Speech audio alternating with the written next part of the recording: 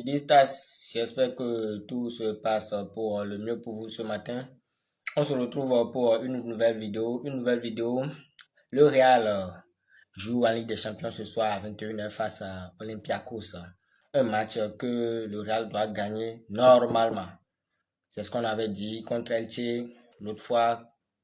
Et enfin, ils nous ont pondu un match nul. Un match dégueulasse. Un match catastrophique. Et voilà, le Real reprend encore ce soir à 21h face à Olympiakos.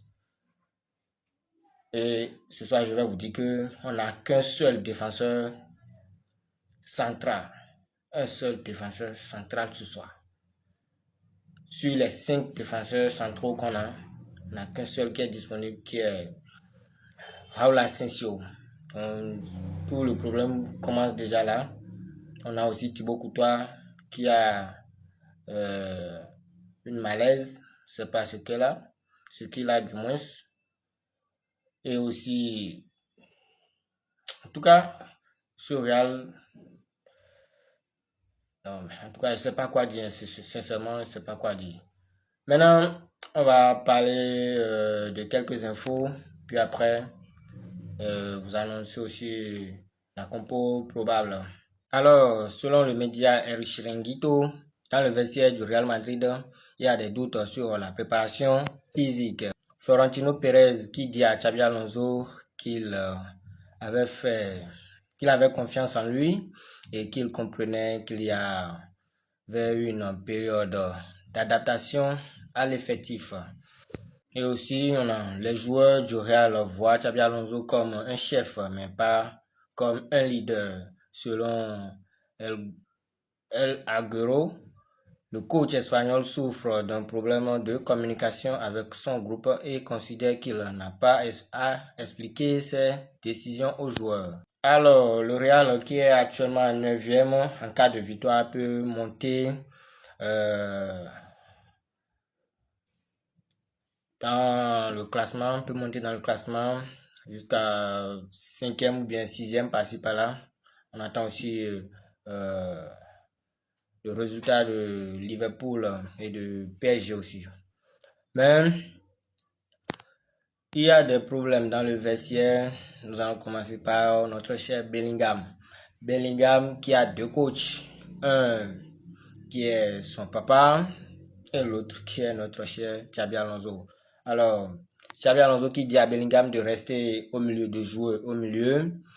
Le père de Bellingham qui dit à son fils Bellingham que de jouer en attaque ou bien d'être plus proche de la surface au lieu de jouer au milieu de terrain. Donc, quand il y a des trucs comme ça, où toi tu donnes des ordres à tes joueurs et leur agent ou bien leurs parents leur donnent d'autres ordres qu'ils respectent au lieu de respecter tes ordres, alors il y aura toujours un problème. Et aussi, on a d'ailleurs, juste après son retour de blessure, on va voir que le duo Adam Mbappé galère un peu. On n'a plus vu ce duo depuis un bon moment. Mbappé qui galère à marquer. Et aussi, voilà des trucs. Par exemple, Bellingham doit retourner au milieu de terrain et nous montrer en quoi le duo Mbappé-Ada est important pour nous. Valverde qui jouait au milieu de terrain est difficile pour lui. Il est mieux en latéral que au milieu de terrain. Et lui-même, il ne sait pas. Il s'énerve aussi contre le coach. En tout cas, toi, tu ne joues pas bien. On te met à un poste différent, tu t'énerves. À un poste où tu joues bien que ton poste de nature. Mais il dit non, il se fâche. En tout cas, ce Real a de problèmes. Ce Real a de problèmes, sincèrement. Et nous allons finir par la compo probable. Dans le cas, on a l'unine, puisque Thibaut Courtois souffre d'un gastro-entérite ou je sais pas quoi. Et vu qu'on a de problèmes en défense, vu que tous nos défenseurs centraux sont quasiment blessés, en défense, on va jouer à 3 sûrement. On va jouer à 3 défenses.